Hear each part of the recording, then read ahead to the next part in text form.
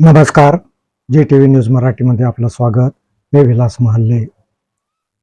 दिग्रस पुसद रस्त्यावर कार आणि दुचाकीमध्ये समोरासमोर धडक बसून भीषण अपघात झाल्याची घटना समोर आली आहे.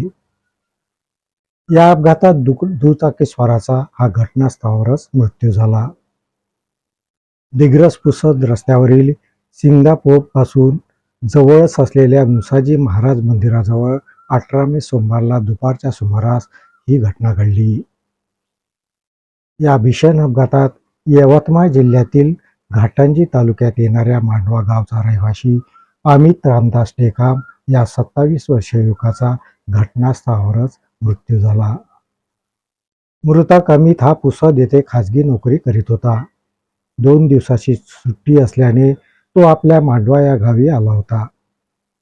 सुट्टी संपल्यानंतर सोमवार 18 मेला तो परत नोकरीवर रुजू होण्यासाठी पुसदला निघाला. दरम्यान बहिणीची भेट घेण्यासाठी अमित हा दारव्हा तालुक्यातील उचेगाव येथे गेला. बहिणीची भेट घेऊन दिग्रस मार्गे पुसदकडे जात असताना काळाने त्याच्यावर घाला घातला. समोरून भरधाव येणाऱ्या चारचाकी वाहनाने अमितच्या दुचाकीला समोरासमोर जबर धडक दिली. यामध्ये अमितच्या डोक्याला गंभीर दुखापत होऊन मोठ्या प्रमाणात रक्तस्राव झाल्याने अमितचा हा घटनास्थळावरच मृत्यू झाला. घटनेचा दिग्रस पोलिसांनी पंचनामा करून मृतदेह उत्तरीय तपासणीसाठी रवाना केला.